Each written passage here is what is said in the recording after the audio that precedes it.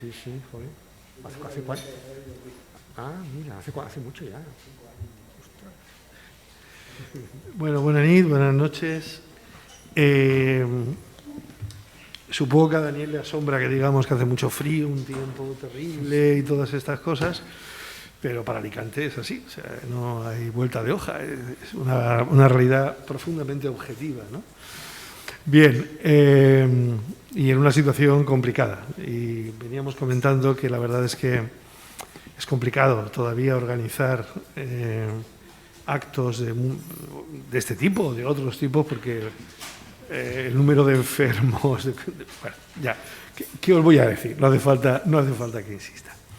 Bueno, estas jornadas, estas 5 jornadas que coordinamos la profesora Mar Esquembre y yo, eran un proyecto que se mantenía desde hace años, o sea, que queríamos hacer algo. Esta sede ha sido históricamente sede de encuentro para hablar de política y queríamos recuperar de alguna manera, y más en este momento, en tiempos difíciles, ¿no? Yo en una entrevista que me hacían esta mañana decía que es una oportunidad de hablar de política sin gritar y que eso ya sería suficiente, ¿no? Suficiente. Y que el otro objetivo es tratar de demostrar que cuando alguien tiene una solución absolutamente sencilla para resolver un problema es que miente.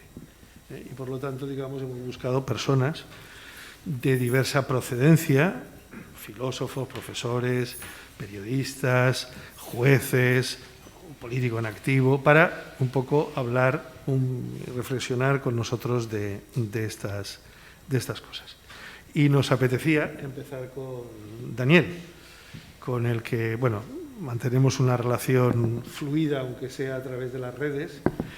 Y cuando yo era conseller, vino alguna vez a Valencia, hicimos alguna cosa, y que me parece una persona pues absolutamente clave en los debates políticos que están teniendo lugar hoy en España y en Europa. No solo porque interviene también en debates europeos, sino porque trae aquí algunos de los debates que se están desarrollando en Europa. Debo agradecerle la facilidad con que aceptó. Antes hubo algún otro intento que también se frustró por el COVID, de presentaciones de libros y tal, pero bueno.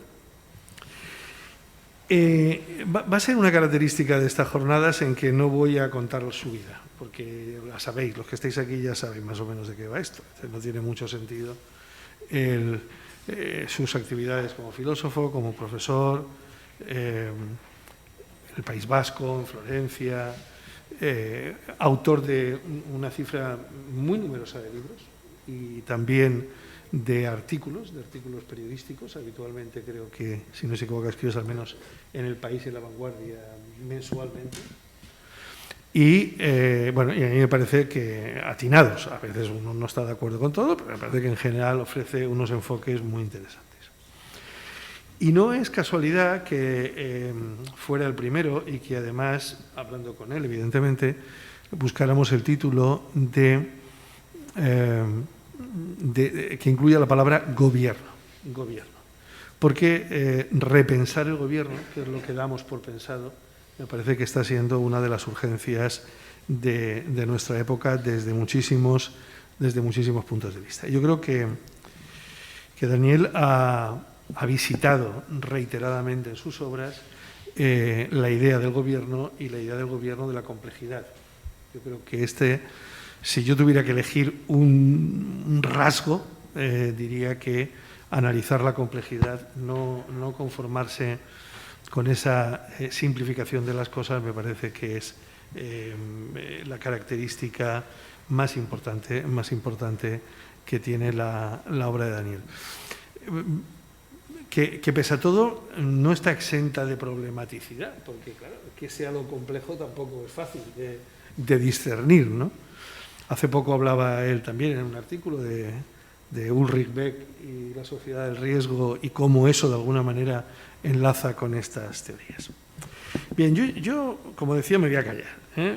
Yo creo que hay una frase no recuerdo de qué libro de Daniel, en que aclare un poco algunas cosas, o quizá las haga más confusas, pero en el buen sentido. Es cuando dice que un avión es complicado, pero que la mayonesa es compleja. Yo creo que eso es una buena definición de por dónde deberíamos ir para tratar de entender el panorama político, que cada vez es más complejo, cada vez es más complejo. Muy bien, nada más, muchas gracias, Daniel, y cuando quieras. Bueno, gracias, Manuel, por tu invitación y por tu presentación tan amable. Gracias a todos por venir. Bona vesperada. ¿Les digo bona vesperada aquí? Vesprada. Buenas tardes. No sé si habéis visto la película No miréis arriba. Sí, es que tengo ya algún amigo que no la quiere ver por resistir y para poder decir que él no la vio. Bueno, hay dos cosas de esa película que a mí no me han gustado. Una, la idea que da de la ciencia, dos científicos, el chico y la chica, que tienen una evidencia y se lo comunican a los políticos y los políticos no hacen caso.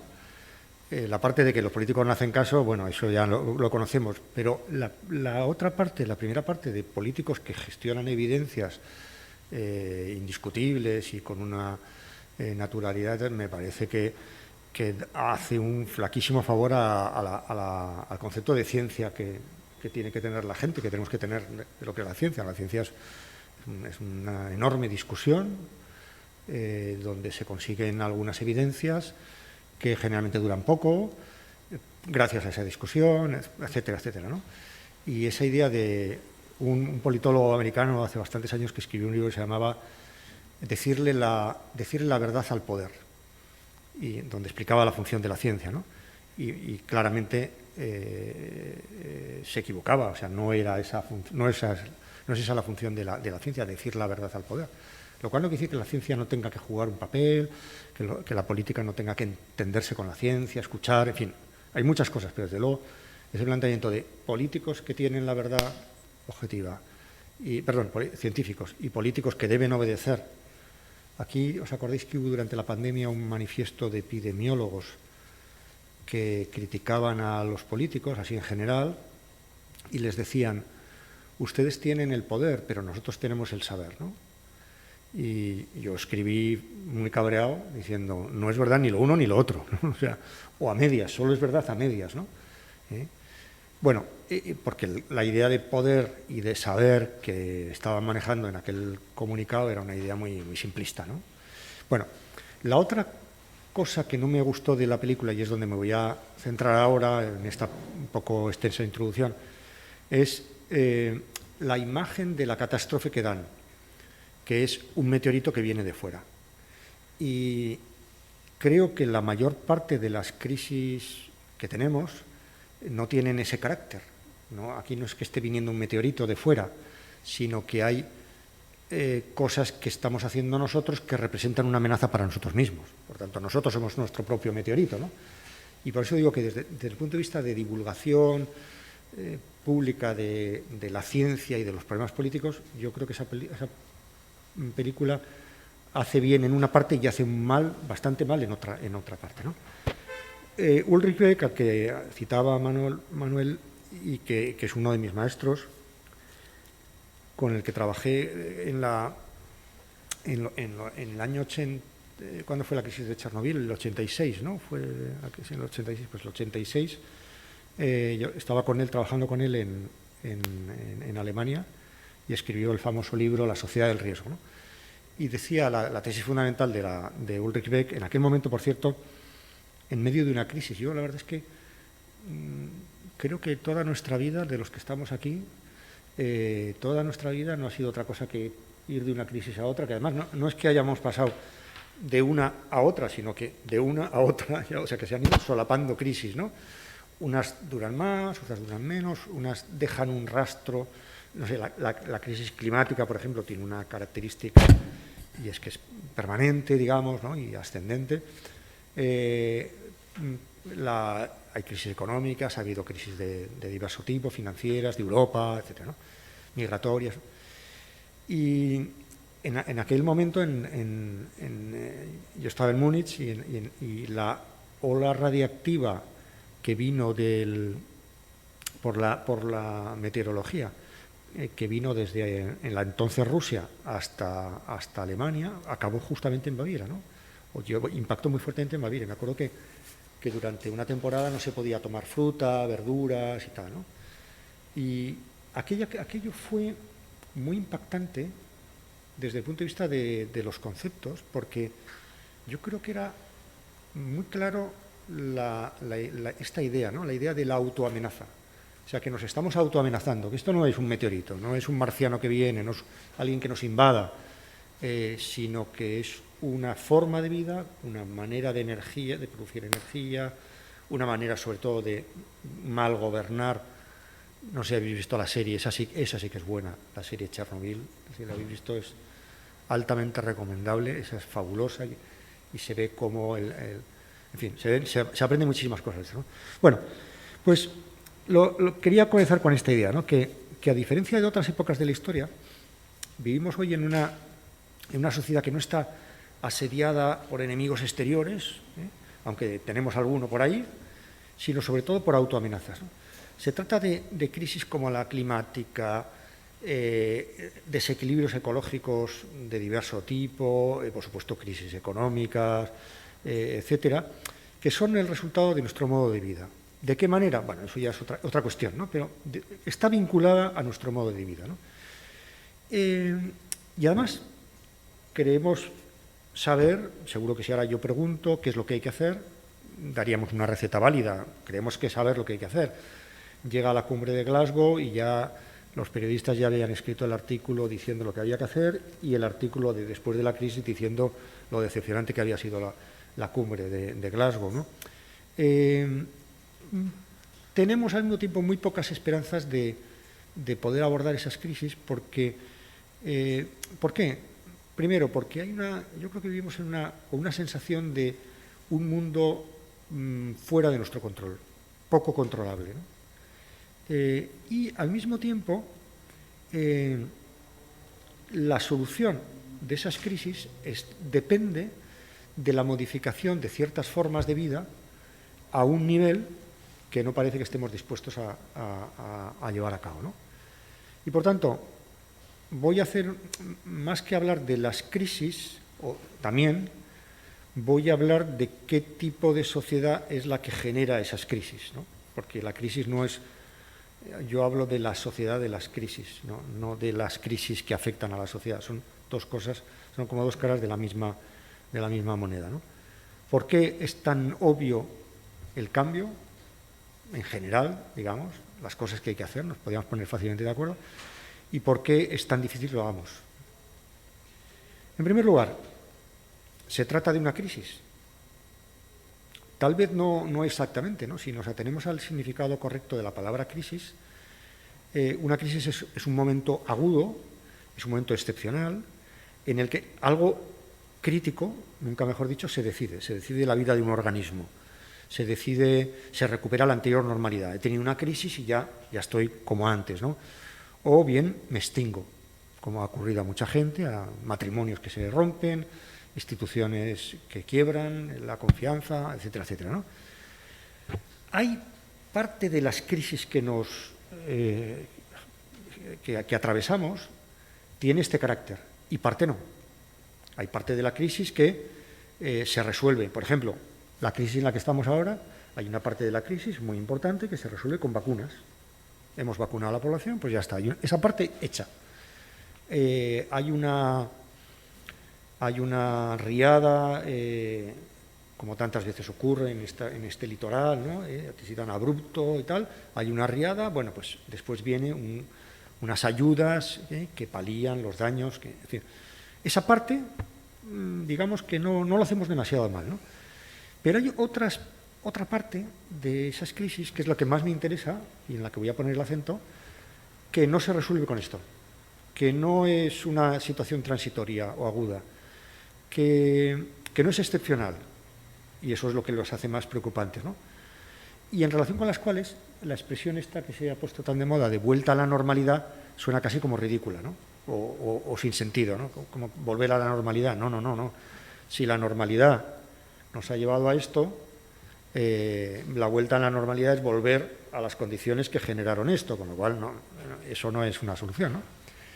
Decía el sociólogo Bruno Latour que ojalá estuviéramos ante una crisis, queriendo decir que quien hoy habla de crisis, en el fondo hablar hoy de crisis es demasiado tranquilizador, ¿no? Porque, bueno, una crisis, vale, ya es una cosa acotada en el tiempo y tal, ¿no? Pasajero, pasará, tal, ¿no? Pero claro, aquí lo importante es lo que no va a pasar, o sea, lo que va a quedar, lo que lo ha generado, lo que hace que la crisis sea algo difícilmente manejable. Y es sobre eso sobre lo que me quería fijar, ¿no?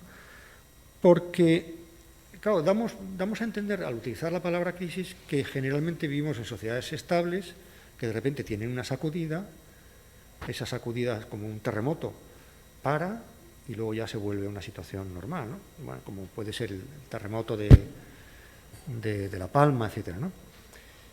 Se trata de singularizar algo concreto y todo el mundo lo entiende, no hay nada que discutir, pues es evidente, ha habido una erupción de un volcán, se arregla, se para, se espera, ya está, ¿no? A ver cuántos son los daños, cómo se acomete y tal, ¿no? Cuando nos encontramos ante crisis más complejas, el balance es muy diferente. De entrada, no estamos de acuerdo en los diagnósticos.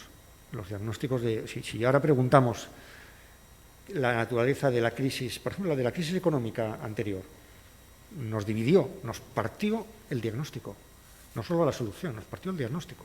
Había dos diagnósticos parcialmente opuestos, ¿no?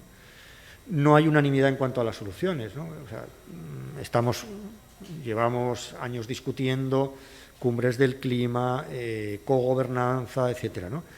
Y, sobre todo, no podemos dar por supuesto que disponemos de los instrumentos para hacerles frente. No, hay algunos que hay que generarlos, hay que generar una vacuna, pero hay que generar una forma de gobierno, unos cambios de conducta, de consumo, tal, y eso no está garantizado que lo vayamos a conseguir, ¿no? Por tanto, no es falta de decisión, no es falta de voluntad política, es algo todavía más complicado, ¿no? Yo voy a ponerlo lo más difícil posible, porque a los filósofos nos quieren para esto, no nos quieren para mucho más, pero para hacer las cosas muy complicadas, ¿no? Me lo voy a poner lo más difícil que pueda, ¿no?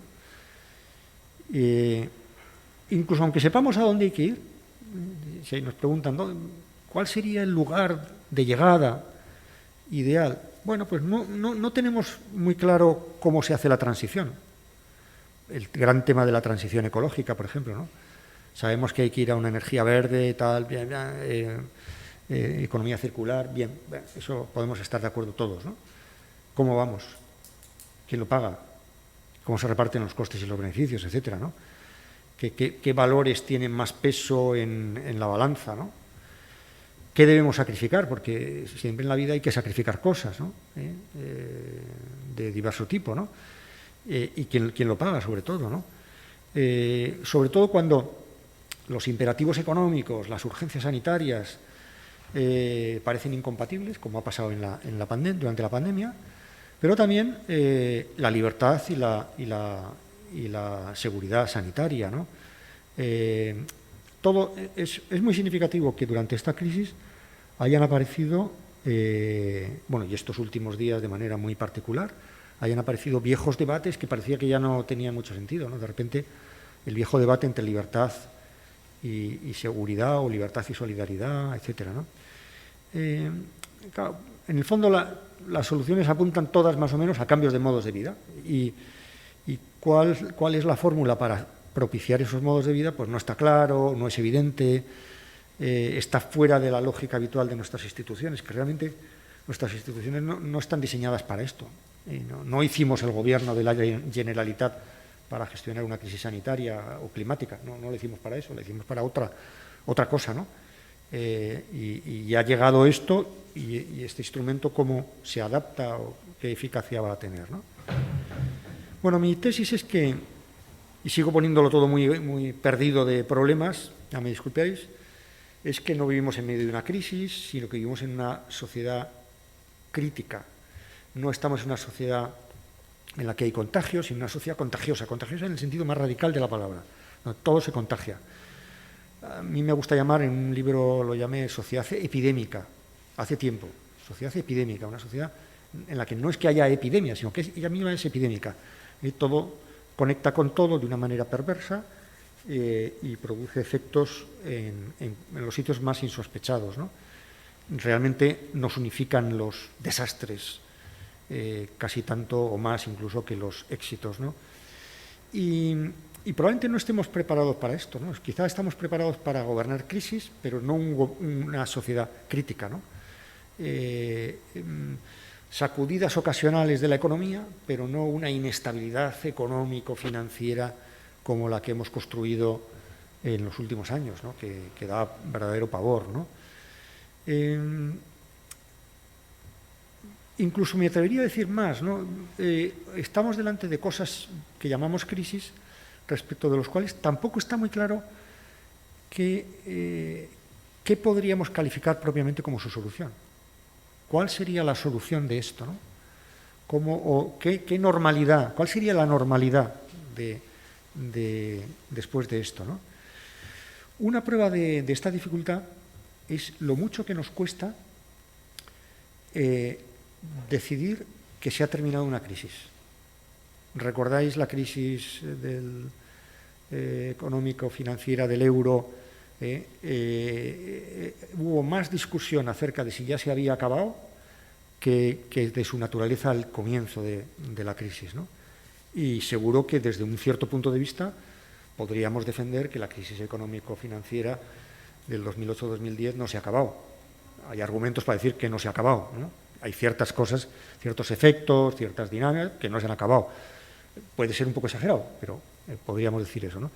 Y un sector ideológico muy rápidamente decretó que aquello se había acabado, ¿no? Y entre los que pensaban que se había acabado demasiado pronto y los que pensaban que se había acabado demasiado tarde, pues ahí había un plazo de tiempo larguísimo en el que, bueno, era legítimo pensar, porque en el fondo dependía de la noción que cada uno tuviera de qué era lo normal y la situación correcta de la economía, ¿no?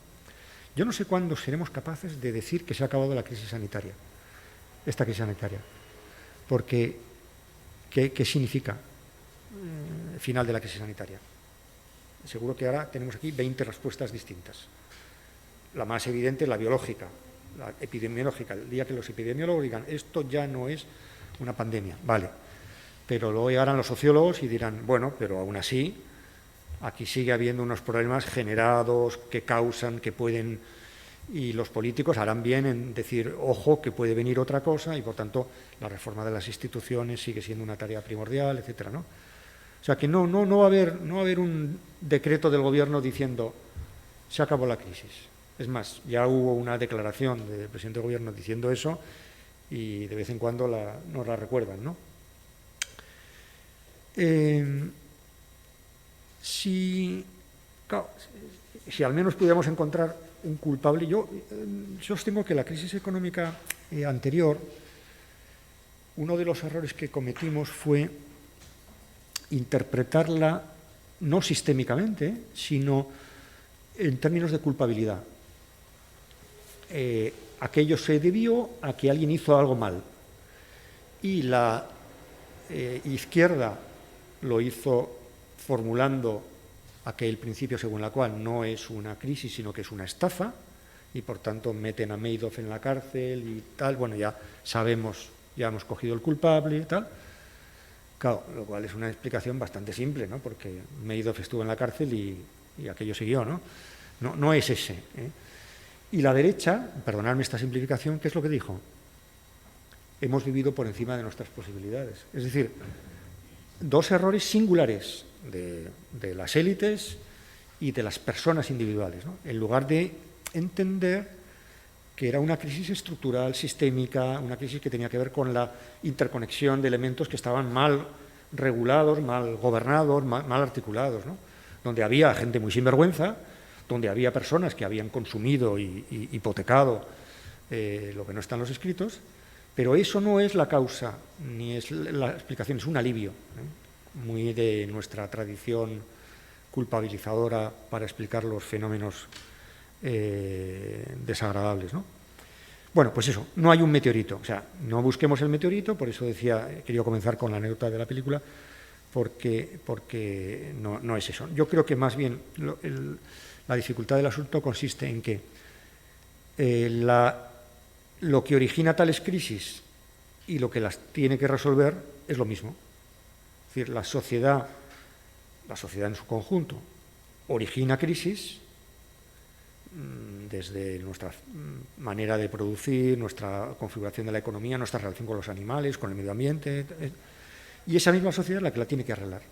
Por tanto, esa coincidencia es lo que es fatal, porque claro, si tú externalizas el culpable, dices, ha sido Madoff, bueno, pues ya lo cogemos, lo metemos en la cárcel y ya está. Pero si alguien dice, hemos sido nosotros mismos, y nosotros mismos lo tenemos que arreglar, entonces si nos meten en la cárcel no lo podemos arreglar. Se entiende un poco, ¿no?, la simplificación, ¿no? Por tanto, creo que todo esto lo digo para que entendáis que nos ayuda muy poco todas esas interpretaciones tranquilizantes de pensar que esto es una crisis ocasional, un punto de inflexión, etcétera, algo que sucede, que se acaba, en lugar de pensarla como un problema estructural de nuestra sociedad, ¿no? De ahí que, por cierto, no me quiero ahorrar decir esto, es muy poco honesto situarse respecto de esta situación en una exterioridad crítica. Voy a citar a la reina de Inglaterra, porque para no meterme con nadie que a alguno le pueda molestar, pero la reina de Inglaterra, si me meto con ella, no os veo muy anglo-monárquicos aquí. La reina de Inglaterra, en medio de todo este follón, va y dice, estoy preocupada porque se habla mucho y no se hace nada. Bueno, o sea, hay mucha gente haciendo esto. Hay mucha gente diciendo, mucho hablar, pero no se hace nada, ¿no? Es decir, es necesaria la crítica. Yo es que le tengo mucha manía a esa crítica que se sitúa fuera del problema, olímpicamente, que hacen ciertos intelectuales, como si no fuera con ellos, ¿no? Me parece mucho más honesto decir, oye, vamos a criticar lo que creemos que está mal, pero es que nosotros somos parte de lo que está mal, ¿no? De alguna manera, ¿no?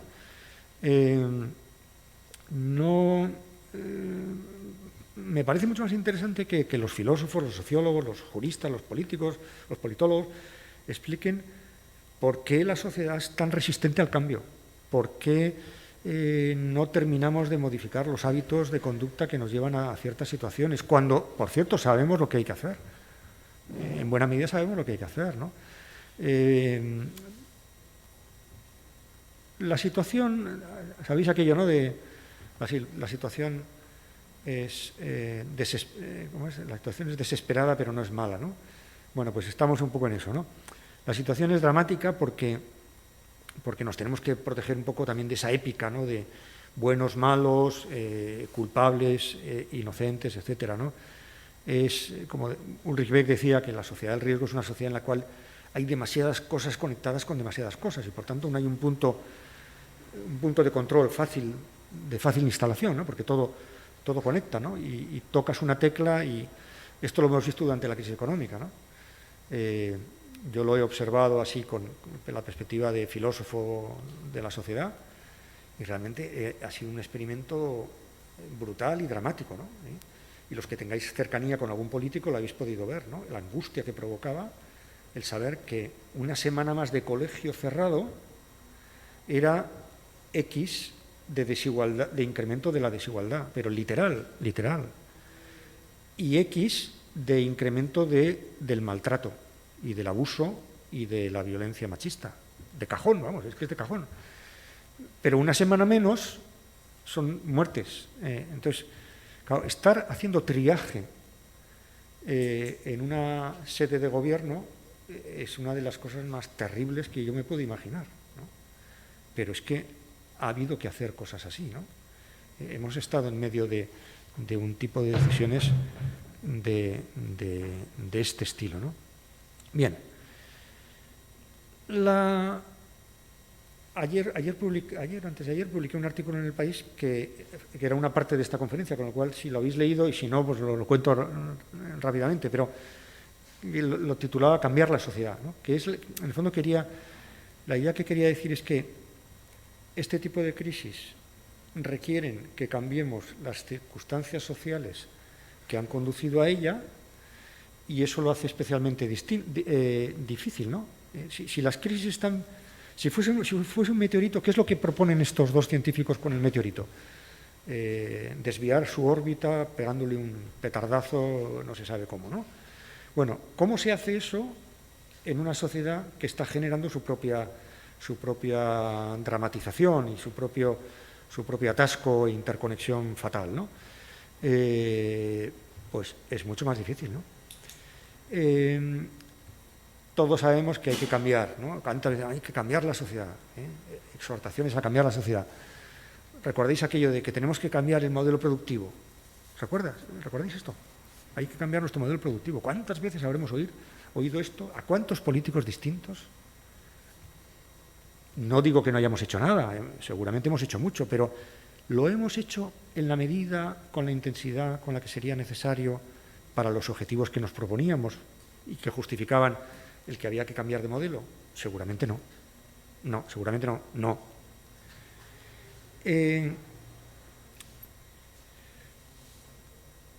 Podemos estar de acuerdo en que hay cosas muy urgentes que hacer, que hay que cambiar, etcétera. Pero claro, al mismo tiempo lo que tenemos es unos estados que son claramente insuficientes que no estaban pensados para eso. Unos estados, menos mal que estamos en Europa, en la Unión Europea, ¿no?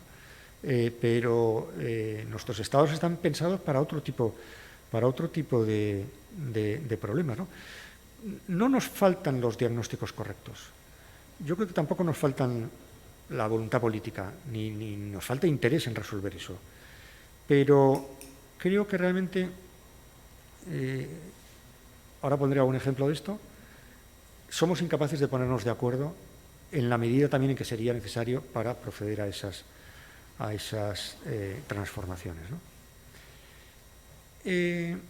A mí me gusta poner un ejemplo que lo mencionaba en el periódico de Bruno Latour, que decía, ha cambiado el paradigma porque toda la historia moderna de la humanidad se basa en el dualismo naturaleza-cultura, ¿no?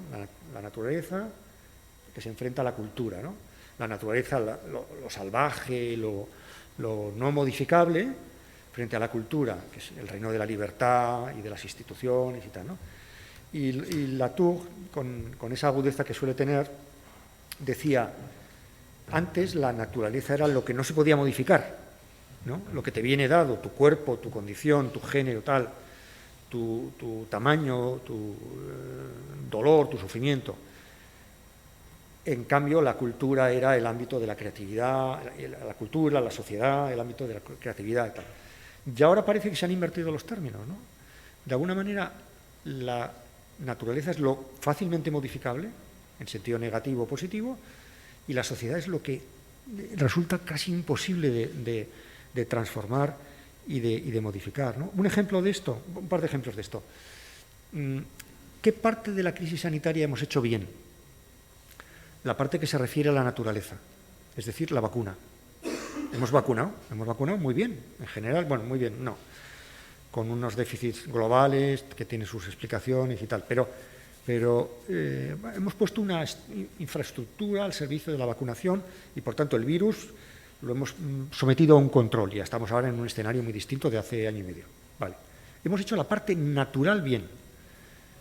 ¿Qué no hemos hecho bien? La parte social, sociocultural, que es modificar nuestros hábitos de consumo, de movilidad, de solidaridad, etcétera, etcétera, etcétera, ¿no?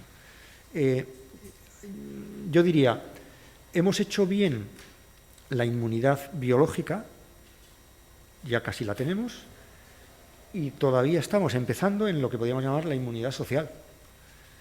¿A qué le llamo inmunidad social? A configurar un tipo de instituciones educativas, económicas, de producción, de consumo, de movilidad, que impidan o hagan más inverosímil que vuelva a producirse una crisis sanitaria como esta, o que, si viene, nos pille mejor preparados.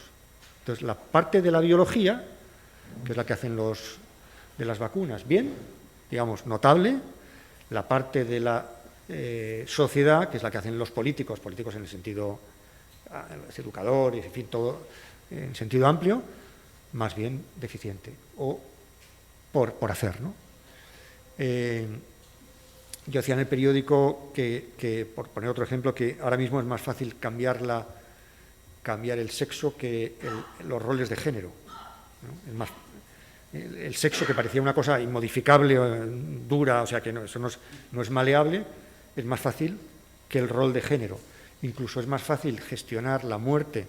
Fijaos que la muerte es una cosa, es una fatalidad que en nuestra tradición cultural ha sido siempre algo que no estaba a nuestra disposición. Yo me muero cuando Dios quiera, ¿no? Pero no. En cambio, en parte le hemos dado la vuelta a esto, en lo biológico, y es que ahora tenemos una ley de eutanasia y en muchos sitios hay suicidio asistido. Es decir, uno puede ser señor de su muerte biológica, sí, pero las residencias están muy mal. Es decir, la parte de manipulación biológica de la muerte la tenemos, permitirme la expresión, solucionada. La parte de gestión política, social, sanitaria de la vejez, claramente no la tenemos bien hecha. Y esto es una de las cosas que vamos a tener que revisar, ¿no? Bueno, este es el dualismo que me parece en el que ha habido un cambio, ¿no? Y alguien podría decir, bueno, y a la pregunta, entonces, las medidas que se tomaron en medio del confinamiento, tan severas de confinamiento, etcétera, ¿fueron suficientes para proceder a ese cambio de la sociedad que es tan necesaria? Mi respuesta es no. ¿Recordáis los primeros días? Es bueno, parece que ha pasado ya muchos años de esto, ¿verdad? Pero antes de ayer salía el presidente de gobierno con una ristra de militares detrás, con medallas y graduación, que seguramente que si ahora vemos la foto nos parecerá ridículo, ¿no? Que no es tan ridículo, tenía su sentido. Ese momento, ¿os acordáis de ese momento de la UME, ¿no? ¿Cómo es? La unidad militar, tal, el mando único, aquel momento de centralización? Yo recuerdo a la gente más jacobina de este país diciendo, joder, vamos a recuperar las competencias de educación y de sanidad para el Estado, como si eso fuera ya posible a estas alturas, ¿no? Es decir, parecía que venía una nueva ola recentralizadora e incluso cierta parte de la izquierda dijo, por fin recuperamos el Estado. Yo creo que lo que se ha recuperado, se ha puesto en valor, digamos, es lo público, no el Estado. Son dos cosas diferentes, no coinciden siempre, ¿no? Pero hubo un momento de estatalidad triunfante, ¿eh? El momento álgido de la crisis parecía que incluso ha habido fórmulas, estamos todavía en fórmulas neokeynesianas, ¿no? Lo cual uno dice, ¿verdad, Manuel? Tú has escrito sobre esto bastante, ¿no? Parece que vivimos en un momento de recuperación del Estado como autoridad, con capacidad de concentración de poder, economía expansiva, neokeynesiana y tal, ¿no? Bueno, yo no voy a juzgar eso, no es mi tema y no sé mucho de eso. Yo lo que digo es, eso no es el tema, eso no es suficiente, no va de eso. La manera de resolver esta crisis no equivale a la manera de gestionarla. Una cosa es cómo se gestionó en el momento crítico y otra cosa es el cambio social que debe producirse ahora, para lo cual no hace falta militares, no hace falta mando único, el keynesianismo no es suficiente, hay que ir a otro tipo de formulación, ¿no? ¿Por qué se utilizaron categorías bélicas? La guerra contra el virus, y se pusieron militares en las ruedas de prensa. Pues probablemente porque atávicamente los seres humanos sabemos que el único fenómeno que nos unifica de verdad es la guerra. En la guerra todo se pone en una dirección. Desde los pintores se ponen a pintar cuadros para instigar al odio al enemigo y a la exaltación de las virtudes de la patria. Las mujeres que no van al frente se ponen a coser y a cuidar en los hospitales. No hay esa cosa tan molesta de un gobierno y una oposición que le critica, ¿no? Porque se suspende todo y tal, ¿no? Se unifican, la economía se pone al servicio de la guerra y las empresas que hacen tubos de escape se ponen a hacer cañones, ¿no? Es decir, se produce un fenómeno de unificación de todo lo que en la sociología clásica, de Durkheim, Max Weber, etcétera, se habla de diferenciación de la sociedad. La sociedad moderna, sobre todo en fin, siglo XIX especialmente, pero ya desde antes, es una sociedad que se diferencia, ¿no? Lo económico va por un lado, lo político por otro, lo cultural por otro, lo sanitario por otro, etcétera, ¿no? Y esa diferenciación a veces produce problemas, pero lo que está claro es que en un momento bélico, o sea, el momento de las guerras europeas, de las dos grandes guerras, fueron momentos en los cuales no había energía para hacer otra cosa que la guerra. Y todo el mundo estaba en la guerra.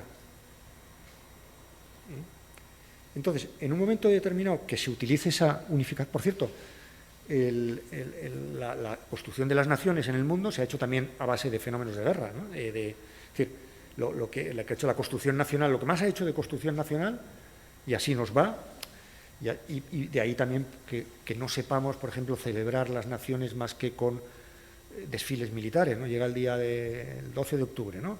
Y solo se nos ocurre hacer un desfile de militares, ¿no? Podríamos hacer una concentración de enfermeras, no sé, podríamos hacer 1000 cosas, podríamos hacer. A mí se me ocurren, yo haría un concurso de ideas de cómo celebrar el Día de la Nación, ¿no? Seguro que se nos ocurren ideas muchísimo más bonitas que poner una cabra, ya unos cazas Pero bueno, pero tiene su lógica, y es que la nación se construye, las naciones se han construido básicamente en momentos bélicos. Y si vas, por ejemplo, a Estados Unidos, en Estados Unidos los negros, yo creo que me contaba un amigo mío en la universidad, ¿no? Una de las frustraciones de los negros, me decía, es que estábamos convencidos de que nuestra integración como verdaderos americanos pasaría por ir a la guerra, y ni con esas. Ese es el drama, ¿no? O sea que, bueno, en Vietnam había más porcentaje de negros que de lo que hay en la sociedad americana, casualmente, ¿no? En Irak ya has visto lo que pasó también con aquella familia de musulmanes, ¿no? Despreciados por Trump, ¿no? Pero hay gente que cree que se gana la nacionalidad yendo a la guerra, ¿no? Y a veces es que ni siquiera eso, ¿no? En fin, eso es otro asunto, ¿no? Bueno, ¿qué pasó durante el confinamiento? Con alguna discusión que otra, pero en general, prietas las filas, ¿no? Se desata eso y volvemos a la trifulca, ¿no? Volvemos a reclamar la reapertura de los comercios, por fin vienen los derechos, ¿no? Después de que nos han quitado los derechos, ¿no? Y podemos las cervezas, y podemos ir a misa, y no sé qué y tal. Y ese relajamiento, por cierto, nos preparó para los contagios posteriores, ¿no? Y al mismo tiempo, también otra de las cosas que se pone de manifiesto es que cada uno hemos sacado consecuencias de esto bastante diferentes. Si ahora vamos y hacemos una pequeña encuesta, no tengo yo datos de estos, pero seguro que sí, ¿no? Unos han obtenido una conclusión y otros otra. Hay un comodín, yo lo he utilizado varias veces en esta charla y a lo mejor me sale alguna vez más. Es decir, lo que esta epidemia ha puesto de manifiesto es puntos suspensivos. ¿Verdad que lo utilizamos mucho? Y a que no decimos lo mismo. Y yo recuerdo en pleno confinamiento que mejoró la calidad del aire en las ciudades, los ecologistas más decrecionistas decían, veis, paramos la economía y ya tenemos arreglado el problema, ¿no? Había gente que decía, ¿os dais cuenta? Sale adelante lo local. Y otros, en cambio, decían, no, lo que hay que es que globalizar más. Lo que esta crisis ha puesto de manifiesto es que hay que globalizar más las vacunas, la ciencia, Europa se tiene que integrar más. Es decir, que no estaba claro, no está claro, vamos a seguir, no sé si esto es una buena o mala noticia, vamos a seguir mucho tiempo discutiendo acerca de esto no, desconfiar de quien diga, lo que esta crisis ha puesto de manifiesto es que, bueno, eso es lo que tú pensabas probablemente antes de la crisis.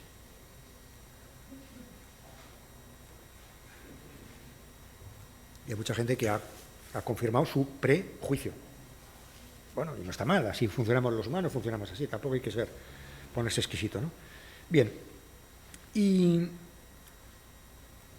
también lo que ocurrió en medio de la crisis es que se dispararon las expectativas de cambio social. Yo suelo poner como ejemplo, como contraejemplo mejor a Zizek, ¿no? Zizek enseguida dijo, esto va a ser el golpe definitivo en el capitalismo. Los que tenemos unos ciertos años y le hemos seguido a Zizek con cierta asiduidad, sin ser capaces de seguirlo del todo, porque es imposible, ¿no? Recordaremos ya varios golpes definitivos mortales en el corazón del capitalismo como consecuencia de ciertas circunstancias del mundo, ¿no? Y todavía ya me gustaría encontrarme con él y decirle, bueno, ¿qué esperamos, no? Por cierto, es muy interesante también desde el punto de vista de marco mental que un Zizek diga, o sea, espere el cambio de la crisis del capitalismo y la superación del capitalismo y la llegada del nuevo comunismo, como él dice, sin definirlo tampoco mucho, ¿no? Porque eso ya, para eso no tiene tiempo, de un fenómeno natural. Es decir, los deberes de transformación de la sociedad en la línea de una superación del capitalismo parece que nos lo tiene que hacer la naturaleza. Eso indica también la vagancia en la que vivimos, ¿no? O sea, el pesimismo de fondo que hay detrás de una tesis como la de Zizek, hay un pesimismo radical. A pesar de que parece que está todo el día radiando no sé qué advenimiento, detrás hay un grandísimo pesimismo de pensar que esto o lo resuelve la naturaleza o nosotros los humanos no lo vamos a resolver. Lo va a resolver un golpe del destino. Hombre, me parece que eso es un planteamiento que tiene muy poco sentido, ¿no? Me parece que además el tipo de sociedad en el que vivimos, sobre todo en las sociedades así más desarrolladas, son sociedades en las cuales una cosa es la épica de la transformación y de las declaraciones y las exhortaciones y otra cosa son los cambios reales, ¿no? Los cambios reales suelen ser más bien pequeños, no suelen ser cambios disruptivos, suelen ser pequeñas modificaciones incrementales. Hay mucho intelectual que está más cómodo predicando transformaciones radicales excitantes que trabajando en cambios pequeños, ¿no? en propuestas concretas de mejora, ¿no? Que al final yo creo que es lo que suele quedar, ¿no? Las otras cosas no suele quedar más que... Se suele quedar uno muy a gusto después de una gran exhortación, pero las cosas se quedan como están, ¿no? Bueno, eso sería otro tema también, como el radicalismo es una forma de conformismo larvado, ¿no? Y a veces no tan larvado, ¿no? Por cierto, esta idea también de lo difícil que es modificar la sociedad tiene una parte positiva, que es menos mal que la sociedad es difícilmente modificable, ¿no? Es decir, que a veces hemos de tener en cuenta que lo mismo que nos dificulta un cambio, dificulta que cuando viene un estúpido al poder o un inútil o aparece un grupo de extrema derecha en un parlamento, aquello pueda tener muchos efectos, ¿no? El ejemplo más claro es Trump como presidente de los Estados Unidos, ¿no?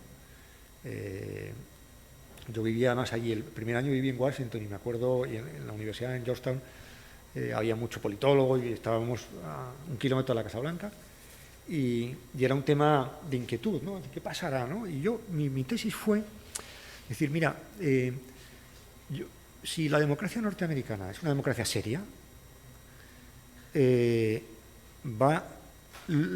lo mismo que impidió que Obama llevara sus reformas con tanta ambición, con la ambición que tenía, ese Obama candidato, yes we can, ¿no?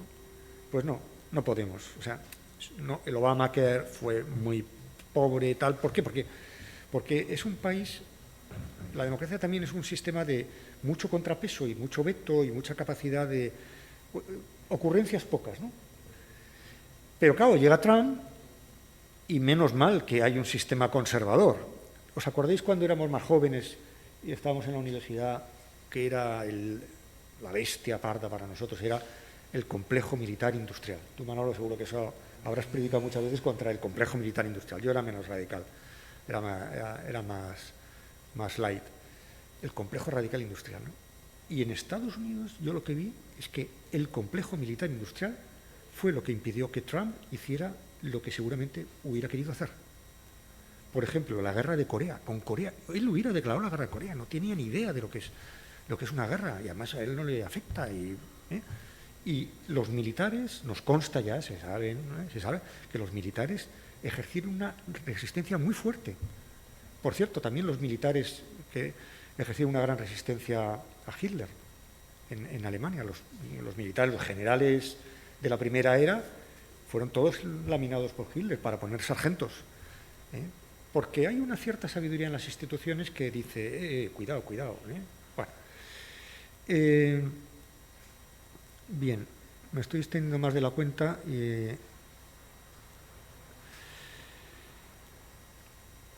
Os hablaba antes de la diferenciación de la sociedad, ¿no? O sea, una sociedad diferenciada es una sociedad en la cual la economía es un sitio donde la lógica es el dinero, la política el poder, la ciencia el saber, la cultura la creatividad, etcétera, etcétera, etcétera, ¿no? Esta diferenciación de la sociedad es una gran conquista del género humano. ¿Por qué? Porque yo puedo escribir un libro de ficción sabiendo que nadie me va a decir que tú no puedes describir un adulterio, ¿no? O pintar una imagen de alguien desnudo, ¿no? Que el derecho no puede ser instrumentalizado políticamente, ¿no? Esa es la diferenciación. En un momento, el derecho no está al servicio de la política, ¿no? El derecho tiene una lógica propia, ¿no? Esa es la diferenciación, ¿no? Que el mercado no está tutelado políticamente, ¿no? Sino, bueno, con lo que sea, ¿no? Y esta diferenciación, lo digo porque tengo que llegar a una conclusión que me exige hacer este pequeño paso, ¿no? Esta diferenciación, en la época gloriosa del Estado Nacional, cuando el Estado Nacional ha funcionado mejor, era una diferenciación que el Estado Nacional era capaz de equilibrar, ¿no? Y de armonizar, ¿no? Que no se fueran los juristas al monte, que no hubiera censura, que el mercado, por supuesto, respetando su lógica, pero al mismo tiempo también estuviera regulado y equilibrado. En fin, el Estado ha sido un gran invento para permitir esa diferenciación y al mismo tiempo conseguir que esa diferenciación no produzca resultados desastrosos. Y además, encima, proporcionaba legitimidad porque resistía, arreglaba bien las crisis para las que había sido diseñado, ¿no? Bien. La articulación entre lo jurídico, lo político, lo económico, lo medioambiental, lo cultural, no era demasiado problemática. Esto es lo que yo creo que ha cambiado. Y yo creo que hoy en día no tenemos una sociedad diferenciada, sino una sociedad fragmentada. Y una sociedad, ahora pondré algún ejemplo, una sociedad en la que la coexistencia de todo esto es muy problemática. Hacia dentro de los estados y hacia fuera de los estados. Por supuesto, no vamos a renunciar a la diferenciación, porque además la diferenciación ha traído cosas muy buenas, por ejemplo, la división del trabajo forma parte de la misma lógica, ¿no? O la distinción entre lo público y lo privado. Ahora, en el nuevo entorno digital también replanteada, ¿no? Pero en principio queremos que haya una cierta distinción entre lo privado, lo público, etcétera, ¿no? Y por tanto, hoy no nos va a resultar nada fácil recuperar la congruencia de todo esto, por mucho que tanto la izquierda como la derecha, a modo de eslogan o de narrativa, ya lo tiene resuelto. La izquierda lo tiene resuelto con la idea de Estado, ¿no? El Estado, no os preocupéis, en principio la gente de izquierdas viene a decir, no, esto lo hace el Estado, se encarga el Estado, lo unificará todo, no hay problema, ¿no? La derecha suele, perdón también por esta simplificación un poco brutal, la derecha también lo ha resuelto. Es la nación, no os preocupéis, es la nación la que unifica todo esto, no os preocupéis, las granjas, los jueces, todo esto al final se unifica en la cohesión nacional, ¿no? Ya está, resuelto, ¿no? Pues no, yo creo que las crisis que tenemos hoy en día son precisamente ejemplos de que ese desorden es ingobernable y que ese desorden no se resuelve con el Estado y no se resuelve con la nación, o solo se resuelve en parte, ¿no? tenemos externalidades medioambientales incontrolables, ¿no? O, por ejemplo, ¿qué significa que el Estado no pueda controlar el precio de la electricidad? Pues que no conseguimos la unificación de todo esto, ¿no? ¿Qué significa que los poderes ejecutivos, en medio de la pandemia, hayan sido desafiados, me atrevo a decirlo de esta manera, aquí hay algún jurista, igual me riñen luego, desafiados por autoridades judiciales cuando decretaron estados de alarma, ¿no? De manera cacofónica, además, y, en fin. Ha habido una resistencia del Poder Judicial en España, ciertos sectores, en fin, no quisiera generalizar, que ha desafiado la autoridad del Ejecutivo, ¿no? Otro ejemplo, el Tribunal Constitucional, me meto un poco en el barro español, ¿no? El Tribunal Constitucional hace mucho tiempo que ha renunciado, a mi juicio, a funcionar de una manera distinta que como mera correa de transmisión de la sociedad, de esa sociedad fragmentada. El hecho cierto es que el Tribunal Constitucional tiene en su propio, en la medida en que yo lo conozco, tiene en su propio ADN y en su propia manera de funcionar un principio deliberativo, ¿no? Intentemos sacar las cosas con mayorías amplias y incluso con consensos, ¿no? Y en muchas ocasiones ha sido así, ¿no? Y me da la impresión de que en los últimos años no es tanto el nombramiento de los jueces por dos partidos políticos, que ya es un problema, pero podría no serlo, sino que ese nombramiento se hace, funcionando como mera correa de transmisión de la fragmentación que hay en la sociedad. Y no es que un partido nombre a un juez, sino que nombra a un juez de un partido. Y que además sabemos que los asuntos espinosos se van a resolver de acuerdo con las mayorías que hay en la sociedad, o mejor dicho, que hay en la sociedad bipartidista, ¿no? Bueno, son ejemplos nada más, ¿no? El otro caso sería la famosa cogobernanza, que no es capaz, no fuimos capaces, o no estamos siendo capaces de respetar al mismo tiempo la coordinación necesaria con la pluralidad institucional, ¿no? Es muy claro que tiene que haber una coordinación, porque estamos en una unidad de espacio desde muchos puntos de vista, pero al mismo tiempo hay una gran peculiaridad de cada autonomía, en la cual además reside la competencia de educación y la competencia de sanidad casi plenamente, que son los dos grandes asuntos de la pandemia, ¿no? Con lo cual está claro que aquí hay que esto no lo arregla el mando unificado y tampoco el sálvese quien pueda, ¿no? O sea que, ¿cómo combinamos ambas cosas? Pues difícil, ¿no? Hoy lo que tenemos más bien es esa fragmentación, ¿no? Y, por tanto, aunque apelemos con mayor o menor énfasis a unificación, unidad, todos somos conscientes de que esto es muy difícil, ¿no? Hay un eslogan de la Organización Mundial de la Salud, One Health, una salud, que a mí me gusta mucho, pero me parece que expresa un desideratum inalcanzable. Dice, tiene que haber una coherencia entre salud humana, salud animal y salud medioambiental, ¿no? Esas tres saludes tienen que estar bien articuladas. Me parece una maravilla, ¿no? La formulación y la idea, ¿no? Y en parte, si no lo conseguimos, lo vamos a pagar muy caro, ¿no?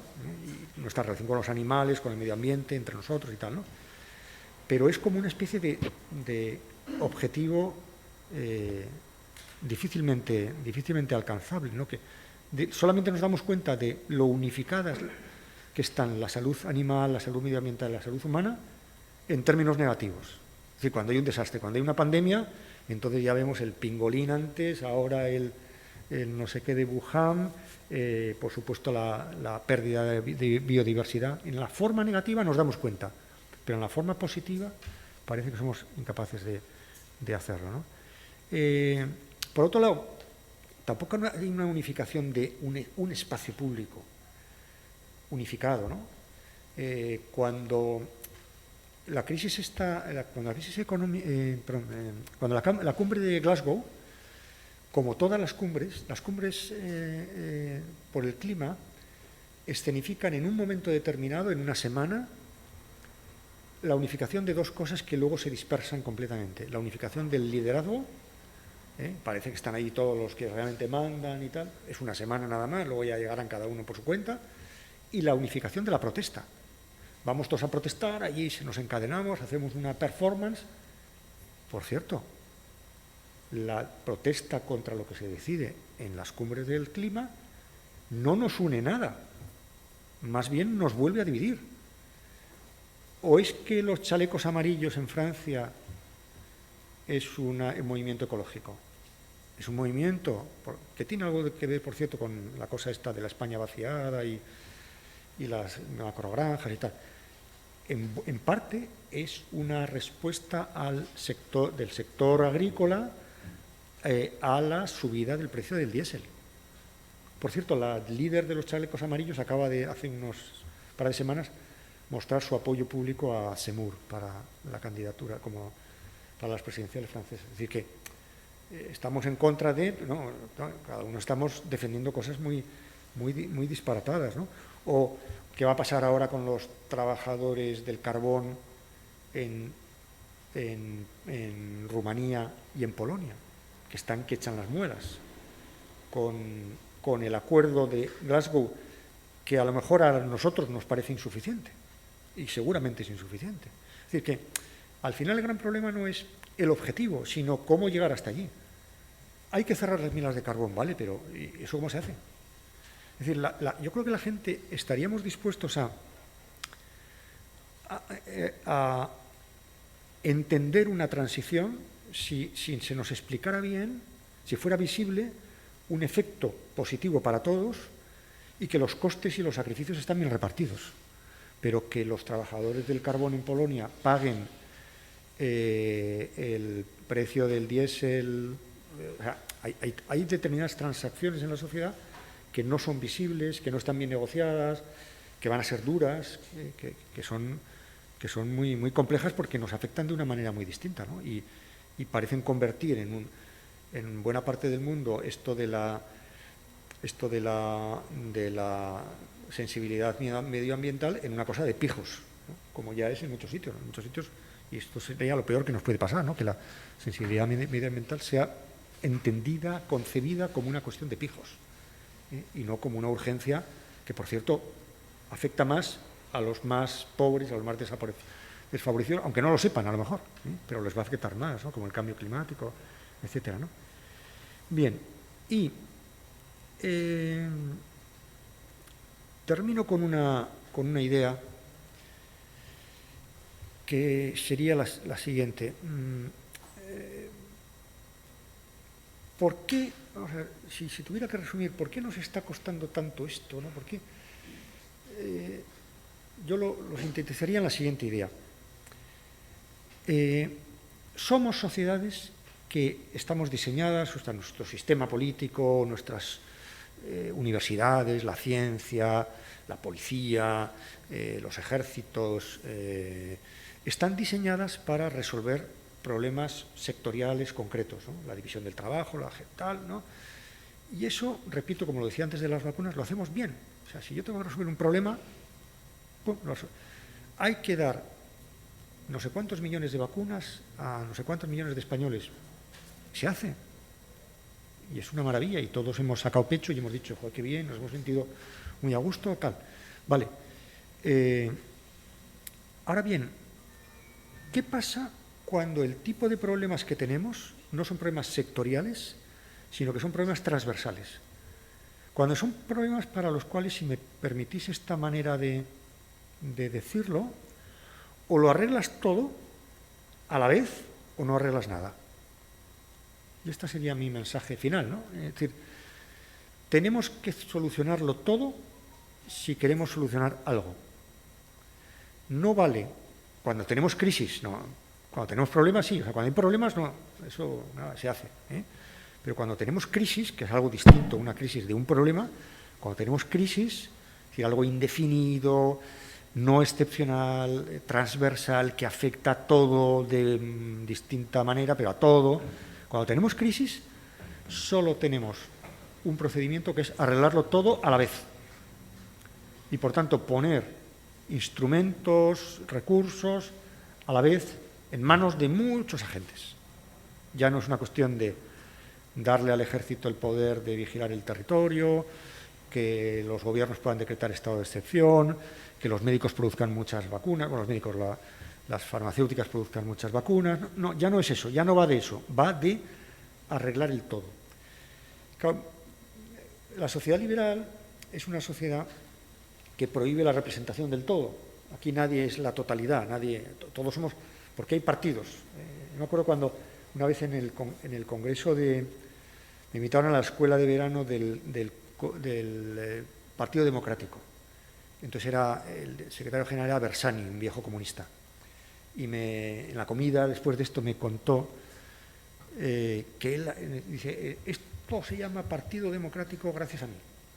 Porque todo el mundo quería ponerle Margarita, El Olivo, Forza Italia. Entonces me hizo toda una relación de los partidos, movimientos que había, y todos tenían nombres de cosas, pero ninguno se llamaba partido. Y él decía, no, yo defiendo que tiene que haber partidos, es decir, cosas partidas, cosas que no representan a la totalidad, porque eso implica una conciencia de que yo no soy la totalidad. Yo soy del mejor partido que hay, pero partido, soy parte. Bueno, es una prohibición que es muy consustancial a nuestra cultura política abierta, democrática, liberal. Pero esto no significa que no haya que pensar de una manera holística, que no nos tengamos que encargar de la totalidad. Es decir, esta sería mi idea final, ¿no? Aunque nadie representa la totalidad, debemos hacer algo así como una construcción de la totalidad. Tiene que haber una responsabilidad global, somos más conscientes, por ejemplo, con el caso de las vacunas, con el Ómicron ha sido, yo creo que ya bastante patente, ¿no? Que o nos vacunamos todos o esto pues andará como andará, y seguramente esta ola se debe a la no vacunación global, al COVAX que ha fracasado en buena medida o no ha tenido el éxito suficiente, etc. Es decir, que para ciertas cosas, para las cosas más graves, nos tenemos que hacer cargo del todo. No las podemos trocear. No podemos decir, tú te encargas de esto, yo de esto, tú haces esta parte, yo esta parte, como la vieja división taylorista del trabajo.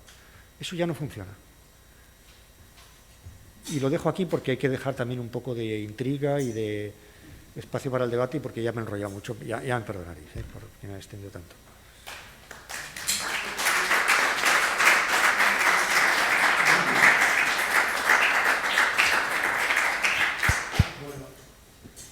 La verdad es que a mí me ha parecido brillante. Obligas a esforzarnos.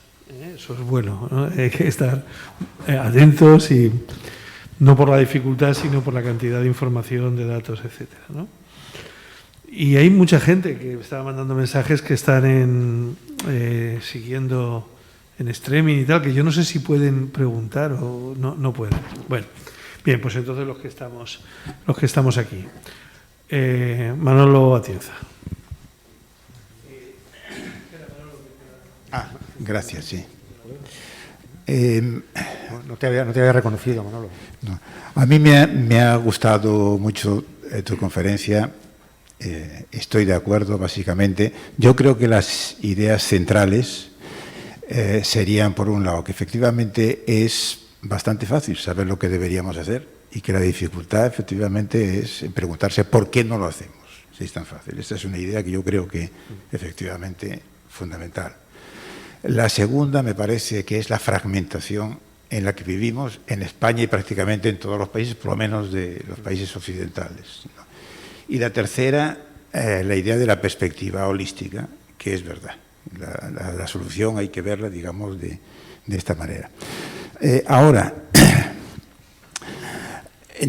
eso de Bruno Latour no me convence nada.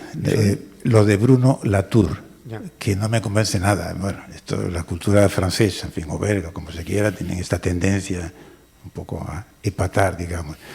A ver, yo no diría que se han cambiado las tornas, no hay una inversión, que resulta que ahora lo natural deja de ser lo permanente y lo social, diríamos, lo inmutable o algo así.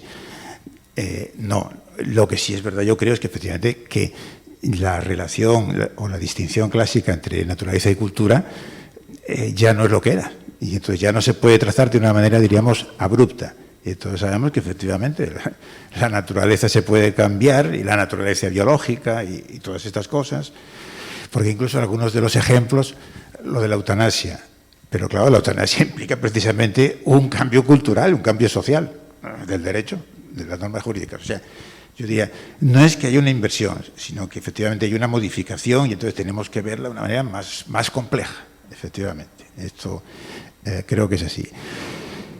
Yo a lo que has dicho añadiría, no sé si estarías de acuerdo, sobre esto de la fragmentación en la que vivimos y la búsqueda de una solución, y porque por dónde podría venir, y la dicotomía derecha-izquierda. Uno diría, de la derecha no puede uno esperar nada, que bueno, puede esperar más o menos. La idea de pues, un comportamiento egoísta, también diríamos muy cortoplacista, pero la falta de claridad de la izquierda es lo que me parece que es más determinante en estos tiempos y, en cierto modo, yo diría, más grave. A mí el libro y la frase esta de Félix Ovejero, la izquierda reaccionaria. Bueno, tenemos que reconocer que es así. En muchos movimientos de izquierda estamos viendo rasgos, fundamentalmente, lo de la identidad, etcétera, etcétera. ¿Quién nos diría? Es reaccionario en todo caso. Por ahí, desde luego, no puede ir la manera de salir de esta. Y entonces, claro, lo que dices, una solución de todo, eso es imposible, como sabemos, tú mismo lo has dicho, y yo estoy totalmente de acuerdo. Es decir, y por cierto, lo del cambio social, lo que es importante es cambiar para bien. O sea, cambios sociales hemos vivido, los que tenemos cierta edad en este país, hemos vivido cambios absolutamente impresionantes. Otra cosa, lo que es difícil es cambiar para bien. Cambiar y la manipulación de la gente, de las conciencias, etcétera, vemos que es también muy fácil, ¿no?, de hacer. Entonces, claro, la idea es, y el todo es imposible cambiarlo, pero diríamos un poco lo de Rawls, lo del consenso por solapamiento. La crisis civilizatoria en la que vivimos, la solución sería tratar de ponernos de acuerdo, y aquí probablemente la izquierda es la que tiene la mayor obligación de darse cuenta de esto, en cuáles son los mínimos del todo, los mínimos, las mínimas necesidades de la gente, que naturalmente con las que habría que cumplir. Y luego también esto de la guerra, es decir, digamos, no en forma de guerra, pero en negativo, lo de Hobbes, meter en la cabeza de la gente que vivimos en un momento hobbesiano y que efectivamente hay una gran amenaza en forma de guerra, diríamos, el asteroide que se nos viene, da igual lo que sea, pero que estamos en una situación de peligro civilizatorio, digamos, de extinción, y meterlo. Y eso puede jugar un papel importante. O sea que probablemente, es decir, buscar el mínimo, no vayamos a una sociedad ideal. Ahí será muy difícil, será imposible ponerse de acuerdo. Pero claro, esto es lo que uno no ve en los movimientos de izquierda. Lo que ve es el incremento de la segregación. El ejemplo que has puesto del Tribunal Constitucional me parece que es muy bueno. Yo creo también que la sentencia del Tribunal Constitucional español sobre la pandemia es un disparate absoluto. Ahora, lo que a mí me resulta sorprendente es que, hablando con constitucionalistas, si no la mayoría, muchísimos lo han visto bien, porque se han dejado un poco engañar. Porque, claro, y aparece, no, esto de la protección de los derechos, no sé qué. ¿Esto cómo es posible? O sea, ¿cómo es posible que no nos pongamos de acuerdo en decir esta sentencia es un puro disparate?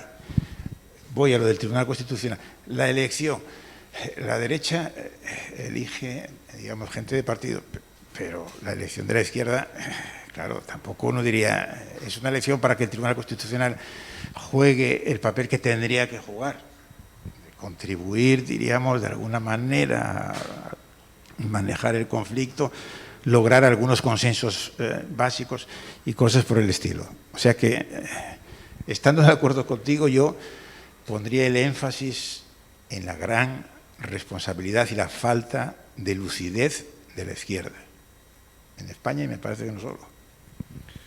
Yo este asunto de la de la falta de método deliberativo del Tribunal Constitucional, te cito a ti. Eso lo escribiste tú, si no recuerdo mal, o sea, expresamente, ¿no? La pérdida del carácter deliberativo del Constitucional. O sea, eso lo sé porque te lo he leído a ti. O sea, que tú tienes la culpa. Bueno, vamos a ver. Voy por partes, ¿no? Yo creo que lo de Latour, si le conoces, ya sabemos cómo es. O sea, Latour es un épatele bourgeois, le encanta, es un hombre de cosas muy brillantes que te hacen pensar las cosas de otra manera y tal. Yo creo que para eso, a mí me gusta Latour para eso, y lo leo con ese interés y le escucho con ese interés de poner cosas patas arriba de vez en cuando. Está bien, ¿no? Pero luego me parece que luego la construcción de todo eso es muy débil, ¿no? Y muy cuestionable, ¿no? Me parece que es salvable la intuición esa de que tenemos en el imaginario popular, digamos, ¿no? Ahora mismo parece que a esto del cuerpo, lo hablábamos antes a propósito del tema del transgénero y todos los debates sobre el feminismo, etcétera, ¿no? Yo creo que, en fin, sé que me meto aquí en un terreno polémico y que nos daría para muchísimo, ¿no? Y sobre el que tampoco tengo yo una opinión muy certera, pero creo que hemos exagerado en exceso la idea de disponibilidad de nuestro propio cuerpo. Y eso de que yo puedo hacer con mi cuerpo lo que quiero, hombre, dentro de un orden, ¿no? O sea, yo desde luego, que soy un montañero, ayer estuve en un monte de 3.000 metros, me encantaría poder subir montes de 8.000, pero no lo voy a poder hacer, mi tope está en 6.000 y pico, pero ya me gustaría, ¿no? Es decir, y creo que en buena medida la experiencia impactante del virus igual nos ha recordado un poco que hay una dimensión de lo corporal interesante y digna de ser tomada en consideración, que es la dimensión de lo indisponible. El cuerpo como algo no disponible, ¿no? Para mí. O sea, hay partes del cuerpo que yo puedo disponer, yo puedo hacer mil cosas con él, pero me pongo enfermo, se me cae el pelo, me canso, me da pereza, esa especie de como de inercia del cuerpo o el envejecimiento. Yo creo que hemos estado en una fase muy juvenilista, juvenil, no sé cómo llamarlo, ¿no? Y muy de yo me pongo unos morros y unas tetas y me voy a Turquía que se entiende y que tiene su lógica y su justificación, pero igual lo que ha desaparecido de nuestro horizonte es la idea de la pesadez del cuerpo, la pesadez, ¿no? La gravitación, no sé cómo decirlo, ¿no? Y bueno, creo que en esto la advertencia de Latour es interesante, ¿no? Y al mismo tiempo pensar que la sociedad es como si hubiéramos transferido la pesadez del cuerpo a la pesadez de la sociedad, ¿no? Y lo que nos desespera de cambiar es lo social, porque lo social, esto no hay quien lo mueva y esto no es muy difícil, ¿no? Pero bueno, yo creo que es un principio un poco heurístico de Latour, y yo a Latour no me lo tomo muy en serio, me lo tomo en estos términos, ¿no? Bueno, lo de derecha e izquierda también daría para mucho. Fíjate, hay dos cosas en las que no te daría la razón, aunque no me da tiempo a exponerlo con todo el detalle que se merecería, ¿no? Yo estoy más esperanzado, no, esperanzado no es la palabra. Creo que cierta clarificación ideológica en la batalla derecha-izquierda, quien la tiene que resolver es la derecha conservadora, hoy en día ausente. A mí me preocupa mucho eso. A mí me preocupa muy poco la extrema derecha. Me preocupa mucho la debilidad de la derecha liberal conservadora. Incluso una vez estuve con su líder, se enteró que ya había hecho esta afirmación en no sé dónde y me invitó a comer y se lo dije así. Y no lo hizo mal en la moción de censura propuesta por Vox. Creo que tuvo una intervención muy brillante y tal. Lo que pasa es que luego no se lo cree, está sometido a mil presiones y yo no soy quien para juzgar las posibilidades de éxito que tiene eso, ¿no? Pero a mí me parece que en países donde hay una derecha liberal conservadora, sensata, seria, sistémica, como le queramos llamar, las cosas funcionan bien, como ha ocurrido, por ejemplo, en Alemania, ¿no? Y allí donde eso no lo hay, o hay una derecha, por ejemplo, en Austria, o en parte, yo creo que en España ya estamos en ese contexto, donde hay una derecha liberal conservadora traumatizada por la competición de la extrema derecha, las cosas van a ir muy mal. Pero la responsabilidad es de la... Hay sitios donde no podemos llegar otros, ¿no? Y yo no puedo hacer lo que el Partido Liberal Conservador tiene que hacer en un país, ¿no? Bueno, respecto de lo de la izquierda, no estoy nada de acuerdo con el libro de Félix, que es buen amigo, pero no estoy nada de acuerdo o sea, no, esa idea de Marc Lilla de que la izquierda se ha equivocado con los debates identitarios, yo no la comparto, ¿no? Otra cosa es que haya ciertos eslogans, tics en la narrativa y en el discurso público de la izquierda que tienen un componente de distracción de temas serios, ¿no? Pero sí que me parece que el dossier de la redistribución y el dossier de la identidad se pueden y se deben pensar unidos, ¿no? Porque no es una casualidad que las personas más pobres sean las mujeres negras, ¿no? O sea, y no tiene que ver con una casualidad, ¿no? O sea, eso tiene una explicación, tiene una lógica, ¿no? Y por tanto, lo que creo que la izquierda no está acertando en general es a entender el policonflicto actual en el que están ya las sociedades, sin dejarse en el camino cosas muy importantes y muy definitorias de su propia identidad, ¿no? Pero que tiene que integrar varias causas y que tiene que ver cómo esas causas se cruzan y se solapan y tienen explicaciones similares. Me parece algo que lo podría defender, ¿no? Y lo último, cuando he ido al final un poco rápido y hubiera necesitado más tiempo, y hubiera citado a un sociólogo alemán, Naschei, que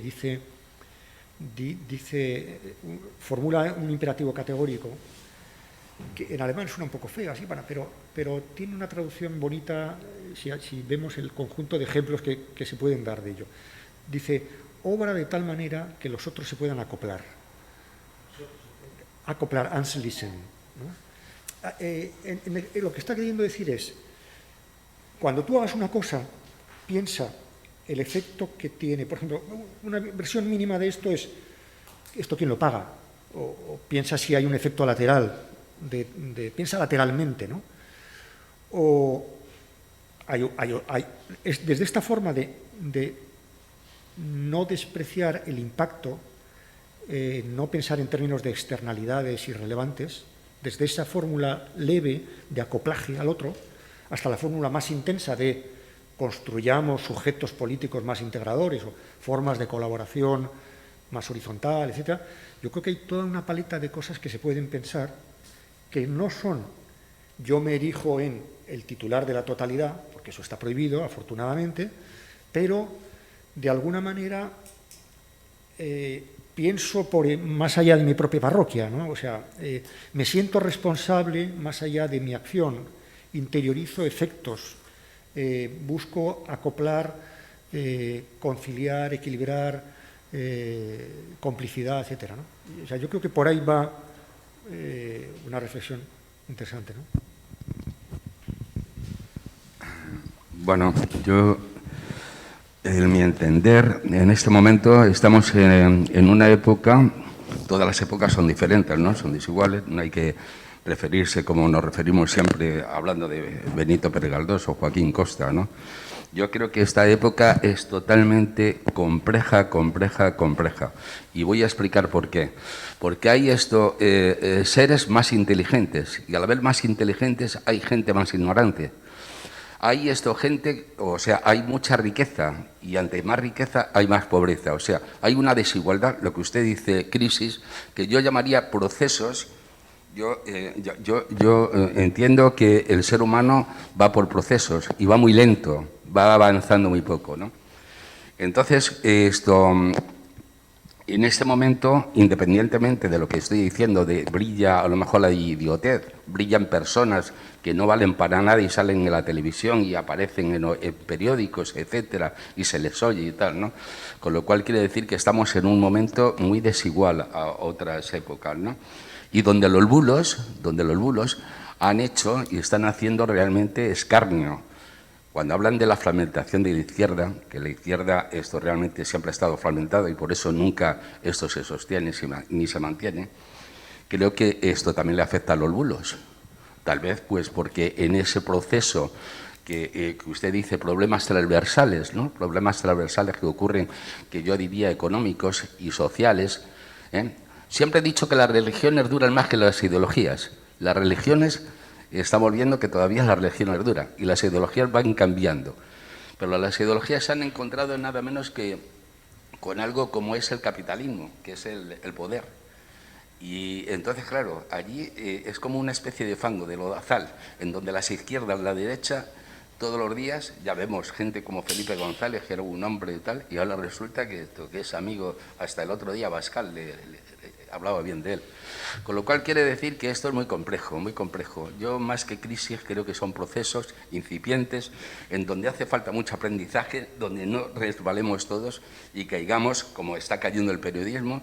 El periodismo antes se enfocaba de una manera de buscando problemas, ahora no, ahora esto se ve, no voy a decir televisiones, en donde realmente se acomodan con el poder, incluso con los fake news o los bulos, paparruchas, y ahí están todos. La gente inteligente se aparta, pero la gente, que vuelvo a decir, entre más inteligencia, más ignorante, los ignorantes siguen por ese camino y esa senda.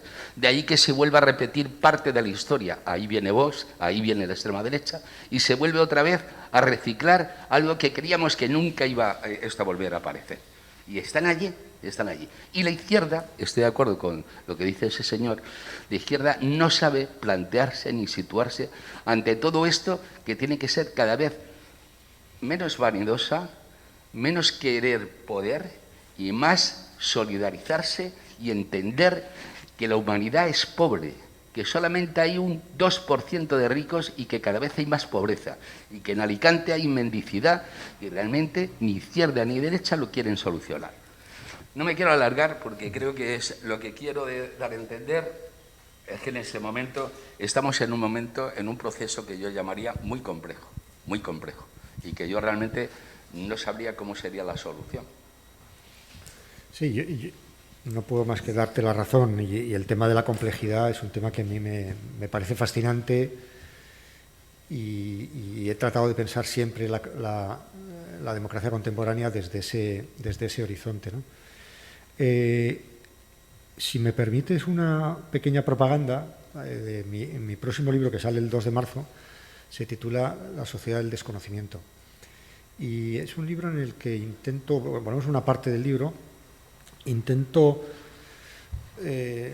pensar una cosa que creo que cada vez hay que pensar más unida, que es, hay que pensar más unido el conocimiento y la ignorancia de lo que solemos hacer, ¿no? Yo creo que venimos de una tradición y de una épica ilustrada, según la cual habría luces y sombras, sabios, ignorantes, honestos y mentirosos, ese tipo de contraposiciones, ¿no? Y nos encontramos ante fenómenos en un entorno informativo caótico como el que estamos, ¿no? Con una pluralidad tremenda de voces, de discursos, con un incremento de la incertidumbre. O sea, nos encontramos con una cantidad de fenómenos que nos obligan a pensar que el conocimiento y la ignorancia no son dos cosas contradictorias y menos personalizadas en sujetos que las llevarían como estandartes, ¿no? Sino algo que hay que pensar mejor, ¿no? Hay alguna propuesta, por ejemplo, hay una parte que hablo del tema de los antivacunas, porque es un tema que me fascina. Yo me he tragado muchas cosas que no me atrevería aquí a confesar públicamente, pero bueno, somos amigos, no lo diréis por ahí, pero he escuchado, me he interesado, he oído a Miguel Bosé, a quien ha hecho falta, o sea, me he interesado porque me parece que tenemos que darle una explicación. Es decir, yo quiero entender ese fenómeno. Y doy una explicación en el libro, que no sé si es convincente o no, pero yo creo que hay una excesiva epistemologización de la política. Hemos convertido a la política en una cosa que se decide y que se resuelve con un mejor conocimiento, lo cual es parte de verdad, pero no es toda la verdad. Es evidente que necesitamos mejor conocimiento para la toma de decisiones públicas, por supuesto, ¿no? Pero esa idea de expertocracia, bueno, por supuesto la expertocracia, eso es muy claro, ¿no? Pero en general, ¿no? Una expresión que no me gusta mucho, que se utiliza, que es política basada en evidencia. O sea, estamos dando a entender que la política no tiene ningún elemento, o sea, estamos despreciando el elemento de contingencia, de controversia, de disputabilidad de las decisiones políticas, que son las mejores. O sea, yo puedo defender que la decisión que he adoptado es la mejor. Es más, lo tengo que defender, pero lo tengo que hacer de manera que lo que no coincida conmigo no pase por un estúpido. Y al mismo tiempo ganarle la batalla narrativa. No sé cómo se hace eso, ¿no?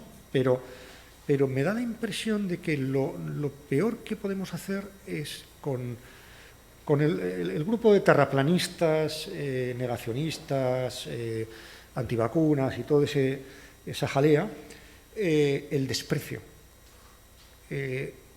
Podemos ir a una sociedad, una especie de sociedad de dos velocidades, de dos grupos, en los cuales haya una falta de entendimiento acerca de por qué el otro dice lo que dice, ¿no? Por qué piensa como lo piensa, ¿no? Yo es que tengo una persona muy cercana, amiga de verdad, ¿no? Muy antivacunas. Y eso le ha costado un gran esfuerzo y hemos discutido muchísimo sobre esto, ¿no? Y creo tener alguna clave de cómo se siente. Creo haber entendido cómo se siente. Cómo se siente en este mundo en el cual, que no es el mismo que el mío. Yo no, evidentemente yo no defiendo sus posturas, ¿no? Pero si tú epistemologizas las decisiones políticas a tal extremo, en lugar de reconocer que la política es un debate en torno a valores, y por tanto donde hay valores hay diversidad ideológica y tal, sistémicamente hablando, obligo a salirse del campo de juego a quienes no comparten mi punto de vista. Es decir, ¿cómo conseguimos no expulsar a esa gente del campo de la racionalidad? Pues probablemente con una idea de racionalidad un poco más amplia, que incluya también el elemento de verdad discutible, revisable, aunque sea la última evidencia de la ciencia, ¿no? Y creo que una de las cosas que se puede producir es que, o que se esté produciendo ya, es que ha habido una expectativa respecto de la ciencia que puede ser muy frustrante, ¿no? O sea, por ejemplo, ¿por qué la ciencia tiene que ver con lo que he dicho aquí también, ¿no? Una externalidad de la ciencia tiende a considerar externa a sí misma, a su propio sistema, la confianza pública en ella. Gran error. ¿Por qué ese argumento que te dan todos los antivacunas, ¿no? De, una vacuna que se ha producido tan rápido, sospechoso, ¿no? ¿Cómo no hemos conseguido explicar cómo funciona la ciencia, ¿no? Que una cosa es la producción de vacunas y otra cosa es la ciencia básica que ha tardado tanto tiempo, ¿no? Ese tipo de... No es una solución a eso que dices, ¿no? Sino más bien una invitación a que te leas mi libro. Pero... Muy bien, ¿hay alguna pregunta? Sí. Perdonad, me llamo Juan. He visto a un señor, y usted también decir... el Estado toma decisiones y resulta que se encuentran con el poder judicial. Entonces, si recordamos los estados de alarma, usted ha dicho que estaban militares, se decían comités de expertos que no había comité de expertos, nos daba miedo, por lo menos yo las noticias de que estamos en época de guerra, porque claro, muchos militares, pues dice, bueno, ¿qué pasa? Entonces, Yo lo que echo de menos, echo de menos, por lo que he visto en el Poder Ejecutivo, en los países, su misión es controlar a la sociedad. Hay que controlar a la sociedad. ¿Cómo? Por medio de comunicación, por rueda de prensa, lo que sea. Entonces, en una democracia necesitamos el contrapeso de los tribunales. En el momento que falla el contrapeso, vamos mal. Y luego también resulta, otra pregunta si me permite, la sociedad y la naturaleza, lo ha dicho, y entonces al limitar el movimiento de la sociedad, la naturaleza se ha regenerado. Pero claro, tenemos que tener en cuenta que a las personas nos han limitado en nuestra movilidad. Entonces, ¿qué queremos? ¿La naturaleza que se regenere o limitar nuestra movilidad?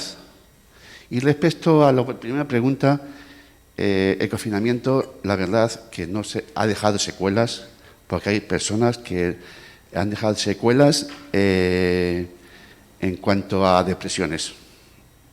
Y para mí, yo estoy afectado.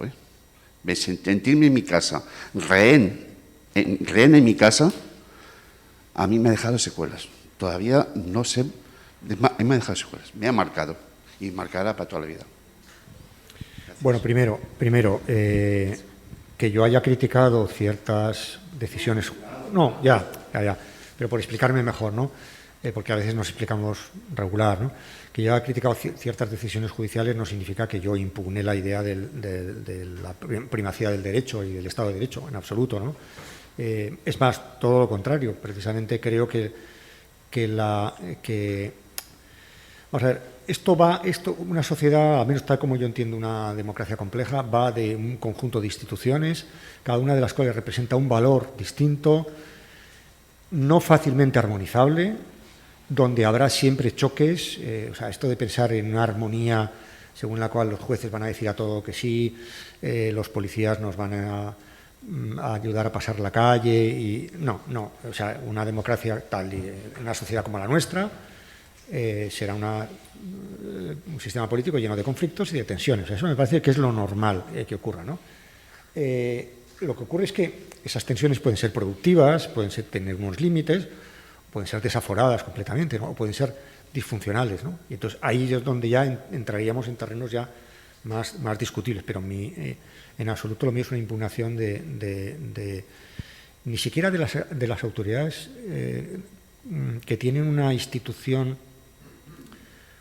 institucionalidad diferente de la electoral, ¿no? Yo en el libro de la teoría de la democracia compleja defiendo por extenso las instituciones no electas, el papel de las instituciones no electas en el conglomerado democrático, porque hay instituciones no electas, como por ejemplo los jueces, que tienen, o electas, o los bancos centrales, por ejemplo, que tienen que velan por un principio, por un valor que se acompasa bien con otro tipo de valores, que tiene que acompasarse, ¿no? Es decir, la estabilidad de la moneda no estaría bien que estuviera dependiendo de la mayoría parlamentaria, ¿no? Bueno, al mismo tiempo al presidente del Banco Central lo nombra quien lo nombra, bien, pero hay un mandato. Es decir, al final es toda una cuestión de equilibrios que tenemos que hacer, ¿no?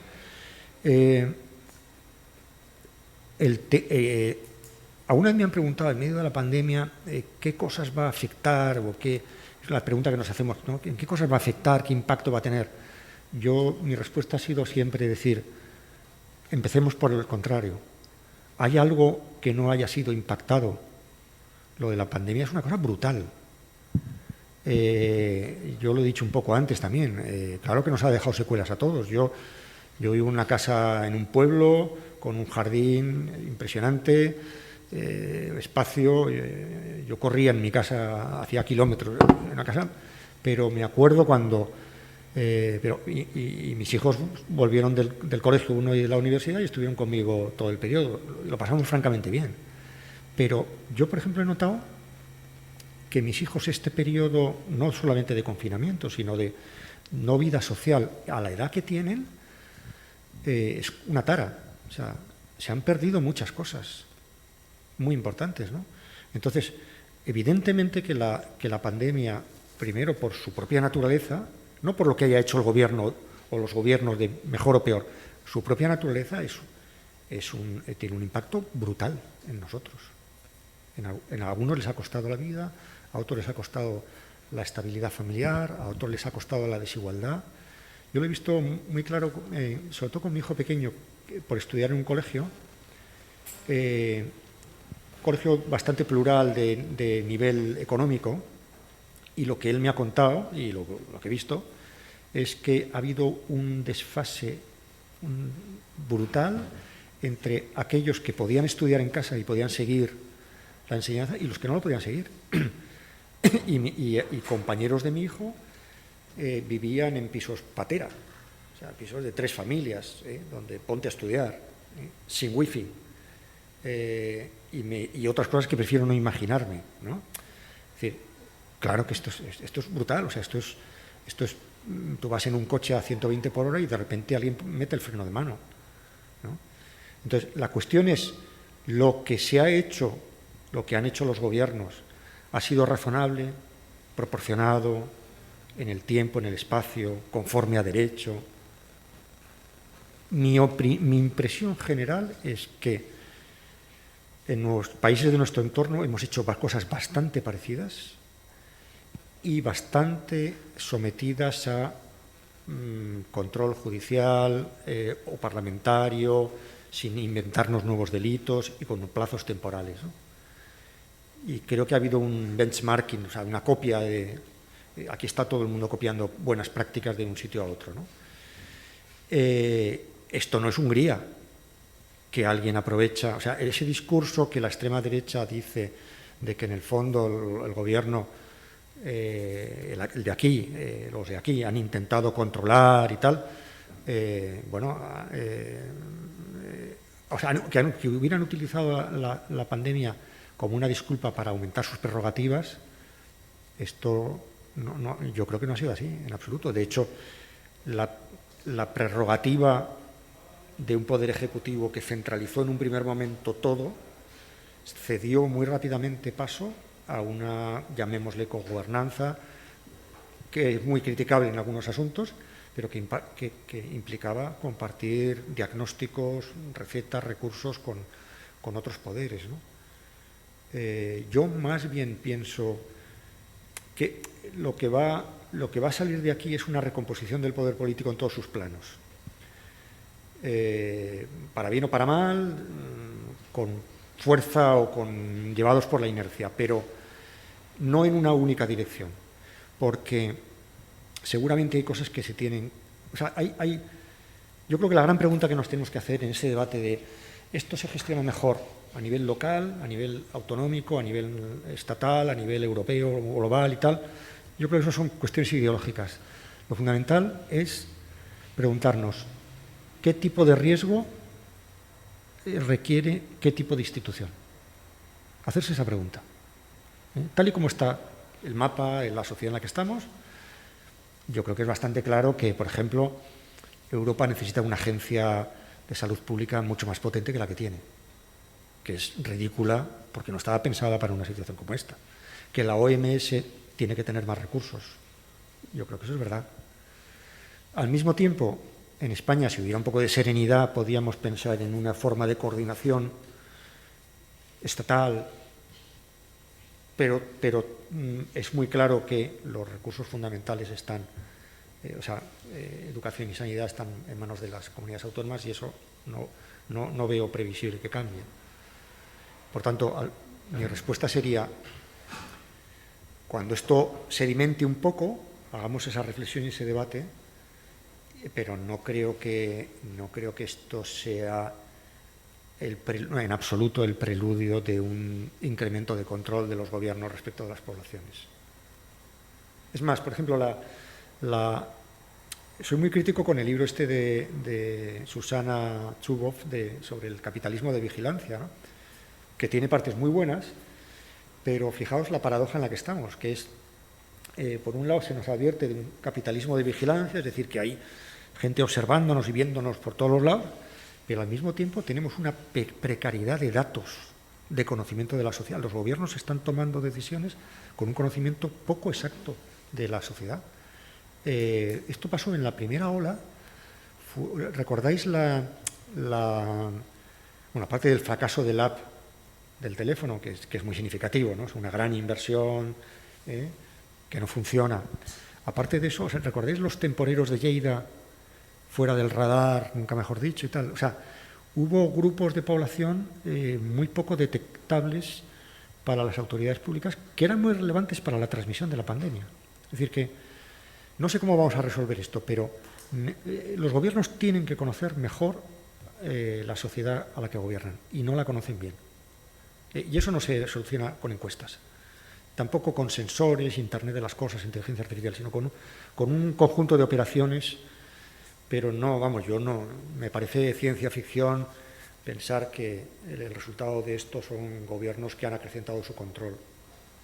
Más bien, lo que ha habido, si ha habido algo de eso, ha habido al mismo tiempo un incremento de la desconfianza, de la monitorización por parte de los ciudadanos respecto de sus poderes políticos, de la crítica, en España de la contestación interautonómica, por ejemplo, y por tanto otro tipo de fragmentación. Razonable porque el entorno de discusión es siempre bueno, y fragmentaria y torpe en otras dimensiones, ¿no? Una última pregunta. Hay muchos puntos por debatir, pero no tenemos tiempo, está claro. Yo quiero simplemente lo que mencionó hace unos apuntes sobre la necesidad del cambio de la sociedad, o tal vez de la mentalidad de la sociedad, no sé cómo a lo mejor decía. Yo en este caso soy más bien optimista, porque hay varios ejemplos en los última década, para decirlo así, tanto en España como en el extranjero también, que ha enseñado que lo que decía Obama, sí que podemos, ¿no? Dependiendo siempre de la voluntad política y no de los políticos, ¿no? Hay que diferenciar, hay políticos y política, ¿no? Que también la ha mencionado en cierto sentido. Uno es, por ejemplo, y este venía de arriba, del sector público, ¿no? De prohibir fumar, por ejemplo, en los bares y restaurantes, bueno, o en cualquier sitio público. Al principio mucho ruido por parte de los, entre comillas, afectados, que eran sobre todo los dueños de restaurantes y bares. Nos hemos acostumbrado a eso, hemos cumplido, ¿no? Pero tenía que venir de arriba una legislación, antes no se hacía, a lo mejor creo yo, por cuestiones de votos, ¿no? Toma una medida impopular que luego al final pues, ha resultado más bien positivo. Creo que ahora hay más gente en los restaurantes que antes, ¿no? Y bares, porque no tiene que tragar el humo de la libertad de uno, del fumador, para sí mismo. Otro que es, hace una semana creo que salió la estadística de las muertes en la carretera, que ahora oscila sobre 1.009, creo, era eso, y hace 10 años, creo, lo compararon, llegamos hasta 3 o incluso 4.000 muertos, ¿no? O sea, son 3.000 ataúdes menos, ¿no? Por unas medidas tomadas por los respectivos gobiernos digamos, por una voluntad política, vuelvo a decir otra vez, que ha reducido, digamos, en este caso, los muertes en la carretera, ¿no? Y más luego también, claro, los heridos que no lo percibimos ahí en la estadística y tal, ¿no? En otros países, a lo mejor también, voy a decir, hacía mucho tiempo, Suiza, creo que era uno de los primeros, ha puesto los códigos de barra en la bolsa de plástico, ¿no? Pues el consumo de bolsa de plástico, pues quiere decir, código de barra quiere decir cobrar por la bolsa, pues ha reducido, ¿no? Entonces, menos contaminación de plástico, etcétera. Después del tsunami en Japón, que llevó por delante la central nuclear, pues los alemanes en ese caso han decidido apagar las centrales nucleares, aunque hoy en día ya sabemos que Bruselas declara o quiere declarar la energía nuclear como algo verde, ¿no? Que también muy raro en estas cosas. Lo que quiere decir, o sea, son posibles cambios, ¿no? Con la voluntad política. Lo que pasa es son procesos, todos los procesos sociales, como ha dicho un conferenciante antes, que son, o sea, todos son procesos, y esos procesos siempre tenemos que verlo, creo yo, a largo plazo, ¿no? La Revolución Francesa no se hizo el 14 de julio, ¿no? Sino era un antes y un después. Y eran casi 100 años hasta que se culminara ahí todo lo que pretendía, o era la idea en ese caso y tal y cual, ¿no? ¿Qué opina con eso? O sea, sobre la política y las consecuencias y los procesos. Yo creo que has citado dos ejemplos que son muy significativos, ¿no? Tabaco y la conducción, ¿no? En la que todos hemos modificado nuestras costumbres y ha habido un éxito. Por cierto, todo un expresidente de gobierno dijo en un momento determinado quién es una autoridad para decirme a mí lo que yo puedo beber o no antes de ponerme al volante. O sea que también ha habido sus resistencias a esto, ¿no? Gobernar es una acción que tiende a intervenir en un proceso social para impedir un efecto catastrófico, para llevarlo en una dirección correcta. Es decir, de alguna manera, intervenir, gobernar es modificar el curso de las cosas, ¿no? Esa modificación, desde mi punto de vista, no se puede hacer sin la colaboración de aquello que tiene que cambiar. Es decir, el gobierno más eficaz es el autogobierno. Y de alguna manera hay que interiorizar, o sea, el poder político sirve para crear las condiciones, marco, la arquitectura, los incentivos, la información necesaria para que la sociedad genere por su propia iniciativa los cambios que tiene que generar. Esto no es una tesis ni neoliberal ni anarquista, pero podría serlo, ¿no? Es decir, yo creo que hay un nuevo eje de planteamiento de las cosas que permite una visión puramente neoliberal de autoorganización espontánea de los mercados, pero también una anarquista de iniciativas locales, ¿no? Yo suelo decir que ahora lo que diferencia, si tú quieres saber si una persona es de derechas o de izquierdas, yo creo que en este eje, una persona de derechas es una persona a la que le molesta, sobre todo, que le digan lo que tiene que hacer. Y una persona de izquierdas es una persona a la que le molesta, sobre todo, que no le impliquen, en términos de participación, en la decisión que le va a afectar. Pero si os fijáis en ese eje, lo que hay es un principio activo de la sociedad que deja de ser un destinatario pasivo de órdenes, de control, etcétera, ¿no? El asunto, yo creo que el gran debate es cómo, en este nuevo marco de una sociedad de inteligencia distribuida, con una mayor capacidad de autonomía y de autoorganización, al margen incluso del Estado, en el sentido neoliberal y en el sentido anarquista, o sea, cómo conseguimos que esa sociedad, a través de un debate en el que se establezcan cuáles son los objetivos comunes, etcétera, etcétera,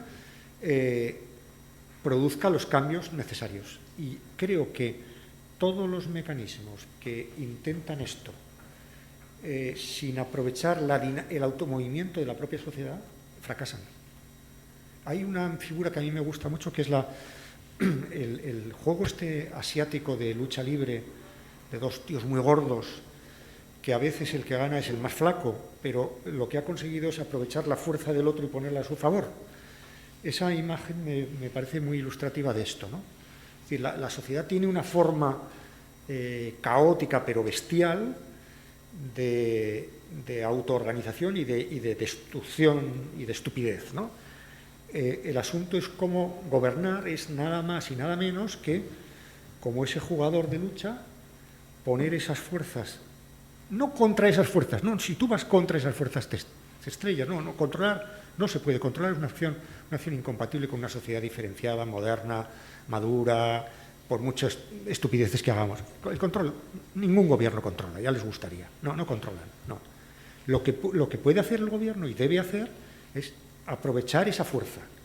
Aprovechar esa fuerza significa que yo tengo que informar, incentivar,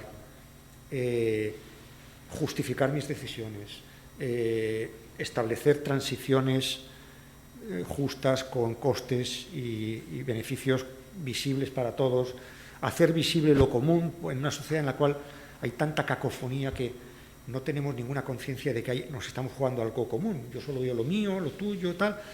Y una de las funciones de los gobiernos es precisamente visibilizar lo común. Esa es la manera de hacerlo. Formulado en términos filosóficos, luego llegará esto un constitucionalista, un politólogo, y lo dirá mejor que yo, pero desde el punto de vista de la filosofía política, lo que se me ocurre decir es esto, ¿no?